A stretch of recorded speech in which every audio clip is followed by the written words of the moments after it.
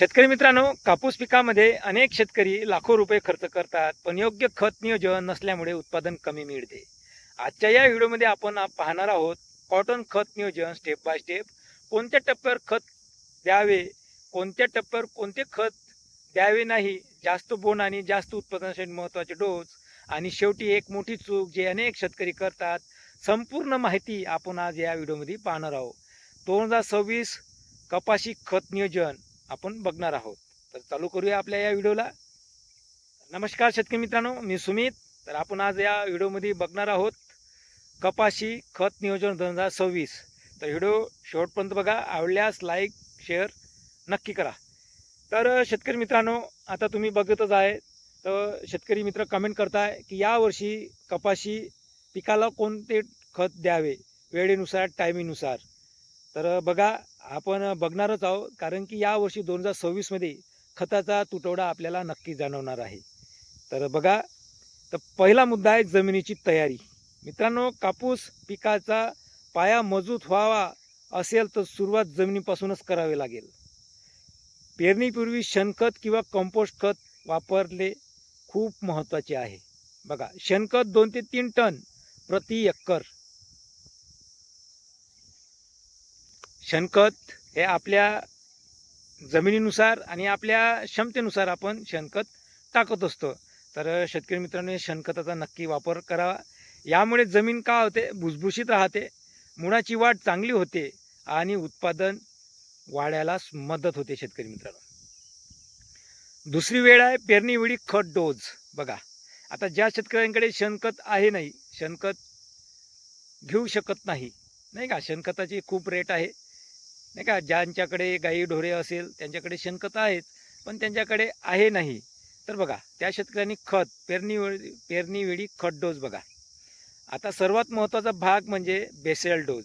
पेरणीच्या वेळी योग्य जर खत दिलं तर सुरुवातीची वाढ जोरदार होते. शेतकरी मित्रांनो, तर बघा, 10-26-26 एकरी 50 kilo, sulphur 10 kilo, zinc sulphate 5 kilo. जर 10-26-26 उपलब्ध नसेल तुमच्याकडे, मार्केटमध्ये जर भेटलं नसेल, तर DAP 50 किलो, पोटॅश 10 ते 15 किलो, असा जर आपण डोस दिला आपल्या पिकाला, तर पिकाची वाढ चांगल्या तऱ्हेने होते. शेतकरी मित्रांनो, आणि उत्पादनास चांगली मदत होते. पण एक गोष्ट महत्त्वाची आहे, खत थेट बियाण्याच्या लागू नये. बियाण्याला लागू नये. पेरणी वेळेत देताना त्याच्या बाजूने टाकायचं, 4 इंच दूर टाकायचं. जर 4 इंच आपण खत बियाण्याच्या दूर टाकलं तर बियाण्याला इजा होणार नाही, बी सडणार नाही. तर दुसरा मुद्दा आहे शेतकरी मित्रांनो, 20 ते 25 दिवसात खत व्यवस्थापन कसे करावे. बघा, पीक उगवल्यानंतर 20 ते 25 दिवसांनी पहिला टप्पा. बघा, युरिया 25 किलो. या काळात तण नियंत्रण खूप महत्त्वाचं असतं. तण वाढलं तर खताचा फायदा कमी होतो. शेतकरी मित्रांनो, बघा, 20 ते 25 दिवसात जर तुमचं पीक झालं, या कालावधीमध्ये डवरणी राहते काही शेतकऱ्यांची, डवरणी, आणि युरिया जर कमी पडला वाढीसाठी मदत होतो. पीक हिरवगार होऊन प्रकाशाची क्रिया जास्त होते.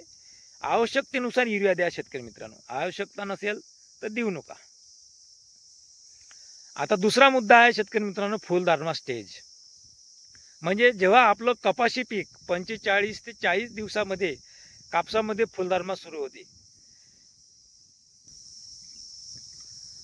सुरू होते. या स्टेजला योग्य खत जर दिल्यास बोंड संख्या वाढते. बघा, यामध्ये युरिया 25 किलो, पोटॅश 10 किलो. पोटॅशमुळे बोंड मजबूत आणि वजनदार तयार होते.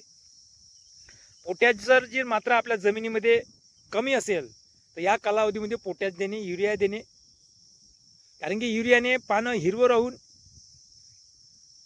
जो पानामधली क्लोरोफिल घटक आहे तो वाढतो आणि प्रकाशाची जास्त उडून खाद्य तयार करण्यास पिकाला मदत होते. शेतकरी मित्रांनो, आता पाचवा मुद्दा आहे शेतकरी मित्रांनो, बोंड वाढीसाठी फवारणी. बघा, आता शेतकरी मित्र काय करतात, 60 ते 70 दिवसाच्या काळात बोंड वाढीसाठी फवारणी खूप महत्त्वाची आहे. बघा, आता खूप महत्त्वाची आहे म्हणजे फवारणी करावी का नाही. ज्या शेतकऱ्यांच्या शेतामध्ये या स्टेजला जर व्यवस्थित खत असेल, जमिनीत भारी असेल, तर फवारणीची काय आवश्यकता नाही.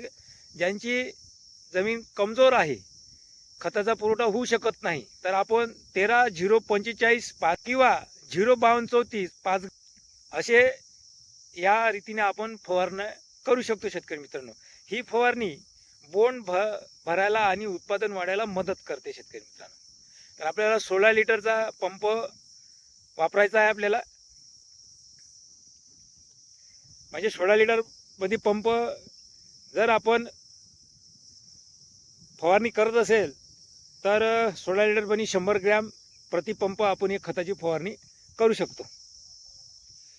पान पिवळं पडत असल्यास बघा, आता शेतकरी मित्र काय करतात, आपल्या पिकाची जर पानं पिवळे पडले, जर पान पिवळी पडत असतील तर सूक्ष्म नत्रची कमतरता असे आपल्याला दिसून येते.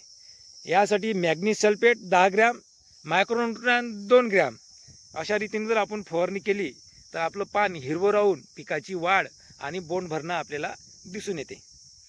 आता शेतकरी मित्रांनो, आता इथे सगळ्यात महत्त्वाची चुका करतात शेतकरी मित्र. कोण्या स्टेजला बघा नुकसान कोण्या स्टेजला होते.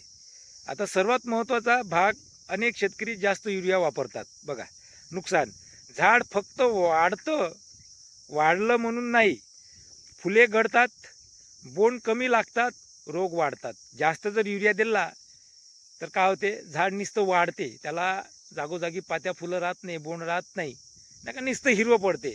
आणि जास्त वाढ झाली त्याच्यावर कीट रोगराई आकर्षित होते. म्हणून सांगतो शेतकरी मित्रांनो, संतुलित जर खताचं व्यवस्थापन केलं आपण तर नक्की आपल्याला या खताचा फायदा होतो. तर शेतकरी मित्रांनो, हे होती आपले 2026 मधली कपाशी खत व्यवस्थापन. तर तुम्हाला योग्य खत नियोजन केलं तर कापसामध्ये उत्पादन नक्की वाढू शकते शेतकरी मित्रांनो. ही जर माहिती तुम्हाला उपयोगी वाटली असेल तर व्हिडिओला लाईक करा, चॅनलला सबस्क्राईब करा आणि हा व्हिडिओ इतर शेतकरी मित्रांना नक्की पोहोचवा शेतकरी मित्रांनो. तर हे नवीन व्हिडिओ येण्यासाठी आपल्या बेल आयकॉन बटनला प्रेस करा आणि आपल्या चॅनलला सबस्क्राईब करा. तर एक शेवट जाता सांगतो शेतकरी मित्रांनो, यावर्षी खत आपल्याला कमीच मिळणार आहे आणि खताचा वापर कमीच करा. आता आपल्याला सेंद्रिय शेतीकडे वळावे लागेल, कारण की आता हे खत बंद होणार आहे. आता आपल्याला खत मिळणार नाही. पुढच्या वर्षी म्हणजे रब्बी हंगामामध्येच आपल्याला खताचा तुटवडा जाणवणार आहे. आणि खरीप हंगामामध्येही जे शेतकरी कपाशी पिकाला जास्त खत देतात, 2-3 डोस देतात, तर यावर्षी आपल्याला एकच डोस द्यावा लागणार आहे. पहिला पेरते वेळेस, दुसरा 45-50 दिवसाच्या नंतर. हे स्टेजमध्ये आपल्याला खत द्यावे लागेल, कारण की खताचा तुटवडा यावर्षी जाणवणार आहे.